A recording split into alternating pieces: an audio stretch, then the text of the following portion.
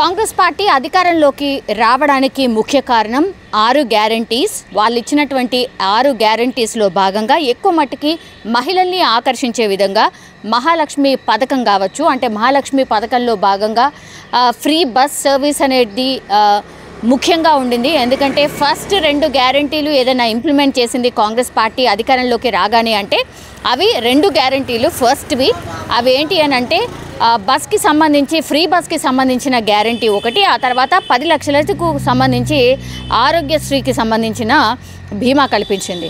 So Aarogyasri, then ఇంకోటి ఏంటి అంటే ఫ్రీ బస్ సర్వీస్. సో మహిళలు అయితే హ్యాపీగా ఫీల్ అయ్యారు. ఇప్పటి వరకు ఒక 22 కోట్లు దాదాపుగా ఫ్రీ బస్లో మహిళలు అందరూ కూడా జర్నీ చేసిన సిచ్యువేషన్ మనందరికీ తెలిసింది. సో ఎప్పుడైతే మహాలక్ష్మి పథకాన్ని లాంచ్ చేశారో పాజిటివ్గా చాలామంది మహిళలు అయితే చాలా హ్యాపీగా ఫీల్ అయ్యారు. ఇది ఒక మంచి పథకం అన్నటువంటి మాట చెప్పారు. ఇప్పటికీ కూడా హ్యాపీగా జర్నీ చేస్తున్నారు. కానీ దానికి సంబంధించి కూడా మన అందరికీ తెలిసిందే, చాలామంది పురుషులు ఎవరైతే టికెట్ కొంటున్నారో వాళ్ళకి అసలు కనీసం సీట్ కూడా దొరకట్లేదు. పూర్తిగా బస్ అంతా కూడా ఆక్యుపై అవుతుంది మహిళలతోనే. బస్సుల సంఖ్య పెంచండి అన్నటువంటి డిమాండ్ కూడా వినిపించింది. కొన్ని చోట్ల అయితే వాళ్ళు ఆందోళన చేసిన సిచ్యువేషన్ కూడా మనకు స్పష్టంగా కనిపించింది. ఆ తర్వాత ఇంకోటి ఏంటంటే ఆటో డ్రైవర్స్ మెయిన్గా వీళ్ళందరూ కూడా రోడ్డు మీదకి వచ్చి ఆందోళన చేయడం, ఫ్రీ బస్ వల్ల మా గిరాకీ పూర్తిగా పోయింది, ఎవరు కూడా మా ఆటోలని ఎక్కట్లేదు, సో మా జీవన భృతిని కొట్టింది కాంగ్రెస్ సర్కార్ అన్నటువంటిది ఆగ్రహాన్ని వ్యక్తం చేశారు ఆటో వాళ్ళు కూడా. దీనికి మద్దతుగా బీజేపీ అండ్ బీఆర్ఎస్ కూడా మాట్లాడింది. వాళ్ళకు మద్దతుగా కూడా వాళ్ళకు సంఘీభావంగా కొంత ఆందోళన అండ్ ర్యాలీలు కూడా చేయడం జరిగింది. వాళ్ళతో మీటింగ్ కూడా ఏర్పాటు చేసింది. సో ఇది ఎక్కడ కాంగ్రెస్ సర్కార్ వాళ్ళకు అన్యాయం చేస్తోందో అన్నటువంటిది వెళ్తుంది కాబట్టి, అండ్ కాంగ్రెస్ గతంలో కూడా ప్రామిస్ చేసినట్టుగా ఆటో వాళ్ళను మేము ఆదుకుంటామని గతంలో చెప్పింది కాబట్టి, అందులో భాగంగానే ఇప్పుడు మహాలక్ష్మి పథకాన్ని ప్రవేశపెట్టారు కాబట్టి మా గిరాకీ తగ్గిపోయింది అన్నటువంటి మాట చెప్తున్నారు ఆటో వాళ్ళు. సో అగైన్ ఖచ్చితంగా వీళ్ళకు జీవన భృతి కింద ఎంతో కొంత అమౌంట్ ఇవ్వాల్సిందే అన్నటువంటి మాట కూడా గతంలోనే ప్రామిస్ చేశారు. మహాలక్ష్మి పథకం తర్వాత ఫ్రీ బస్ ఇంప్లిమెంట్ చేసిన తర్వాత వాళ్ళ గిరాకీ పూర్తిగా తగ్గిపోయింది అన్నటువంటి మాట కూడా చెప్తున్నారు. కాబట్టి మరి వీళ్ళని ఎట్లా ఆదుకోవాలి అన్నటువంటిది కూడా కాంగ్రెస్ సర్కార్ ఆలోచించడం మొదలుపెట్టింది. అందులో భాగంగా కూడా గతంలో అసెంబ్లీ వేదికగానే మంత్రి శ్రీధర్ బాబు కూడా అనౌన్స్ చేశారు, డెఫినెట్లీ మా ప్రభుత్వం ఆటో వాళ్ళకు అండగా ఉండబోతోంది, మేమే వాళ్ళను ఆదుకోబోతున్నాం, మేము ఇచ్చినటువంటి ప్రామిస్ అది.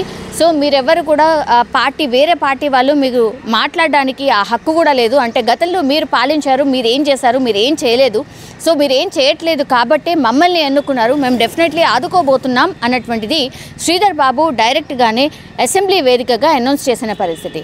ఆ తర్వాత చాలామంది కూడా కొంత ఆందోళన చేశారు. కాబట్టి అప్పుడు పొన్నం ప్రభాకర్ ఎవరైతే మినిస్టర్ ఉన్నారో, ఈ రోడ్ ట్రాన్స్పోర్ట్కి సంబంధించిన మినిస్టర్, ఆయన స్వయంగా ఆటో వాళ్ళని పిలిపించుకోవడం మాట్లాడడం జరిగింది. ఆ తర్వాత వాళ్ళు మీడియా ముఖంగానే పొన్నం ప్రభాకర్ ఒక ప్రామిస్ చేశారు, మేము ఆదుకోబోతున్నాం అన్నటువంటి మాట చెప్పారు. జీవన భృతి కింద మేము 12,000 రూపాయలు పూర్తిగా సంవత్సరానికి మీకు అందించబోతున్నాం అన్నటువంటి ప్రామిస్ చేశారు.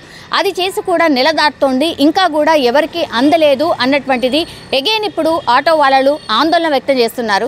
నెల అవుతుంది ప్రామిస్ చేసి, మీరు ఇంకా కూడా ఇంకెప్పుడు ఇంప్లిమెంట్ చేస్తారు, అసలు ఎవరికి ఇంప్లిమెంట్ చేస్తారు అనేది కూడా ఒక క్లారిటీ లేకుండా పోయింది అనే మాట వినిపిస్తోంది. అండ్ ఈ 12,000 కూడా మాకేం సరిపోతుంది, ఇప్పుడు అన్ని ఖర్చులు పెరిగిపోయాయి, గిరాకీ తగ్గిపోయింది, ఇదంతా చేసే కంటే ఫ్రీ బస్ సర్వీస్ అనేది తీసేస్తే మేము కూడా హ్యాపీగా బతుకుతాం అన్నటువంటి మాట కూడా డిమాండ్ కూడా వినిపించడం జరిగింది.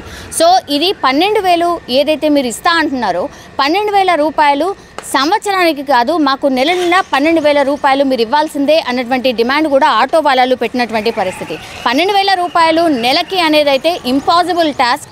ఇది 12,000 రూపాయలు సంవత్సరానికి అనేది కూడా కొంత ఇంప్లిమెంట్ చేసే అవకాశం ఉంటుంది. కానీ ఈ 12,000 రూపాయలు మాకు నెలకి ఇవ్వండి అనేటువంటి ఏదైతే డిమాండ్ ఉండిందో అదైతే ఇంపాసిబుల్.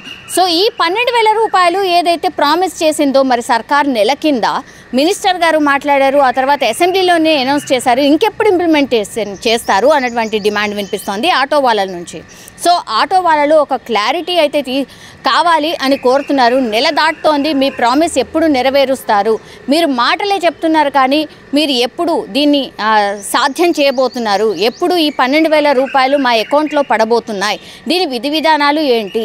ఎవరు దీనికి అర్హులు అనేటువంటిది కూడా ఆటో వాళ్ళు చాలామంది వాళ్ళ అసోసియేషన్ వాళ్ళ లీడర్స్ కూడా చాలామంది మాట్లాడుతూ అడుగుతున్నటువంటి సిచ్యువేషన్. మరి 12,000 రూపాయలు కేవలం ఆటోలు నడుపుకునే వాళ్ళు చాలా ఎక్కువగా ఉన్నారు, ఆటో ఓనర్స్ మాత్రం వేరే ఉన్నారు.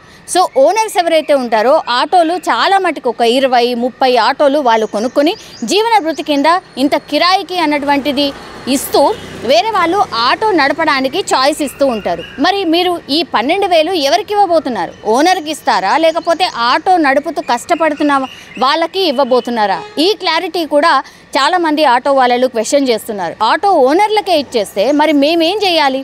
ఇప్పుడు కష్టపడుతుంది మేము, మాకు కదా కావాలి, గిరాకీ తగ్గిపోయింది మాకు.